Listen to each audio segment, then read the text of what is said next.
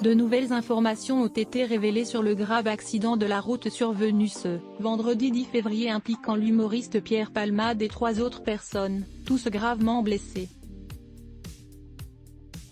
Si nous savions déjà que l'humoriste, dont les jours ne semblent plus en danger, était à l'origine du choc puisqu'il était derrière le volant de la voiture, qui a perdu le contrôle et percuté un autre véhicule, de nouveaux éléments sont venus expliquer la raison pour laquelle il avait pris la route.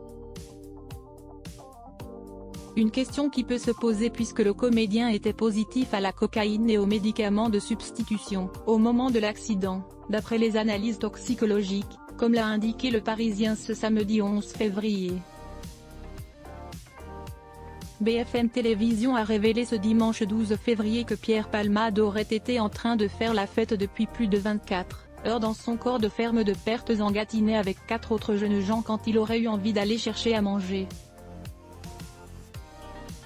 Selon nos confrères, l'humoriste de 54 ans serait donc sorti avec 2 de ses compagnons de fête et parti vers un supermarché situé à quelques kilomètres de chez lui.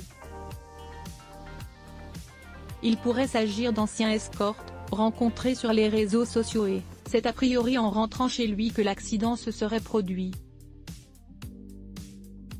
Dans cette collision avec une forte cinétique selon la préfecture de Seine-et-Marne, 3 autres personnes ont donc été grièvement blessées, dont une jeune femme, enceinte de 6 mois et demi, qui a perdu son bébé, un enfant de 6 ans et son père âgé d'une quarantaine d'années.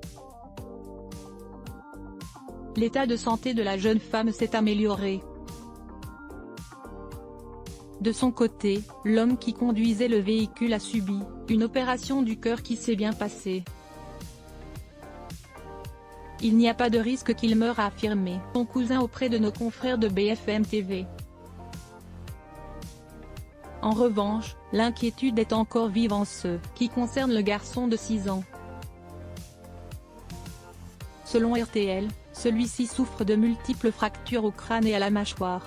Samedi 11 février, le procureur de la République Jean-Michel Bourle a indiqué qu'une enquête pour homicide et blessures involontaire par conducteur sous l'emprise de produits stupéfiants ayant entraîné une incapacité totale de travail supérieure à 3 mois avait été ouverte par le parquet de Melun.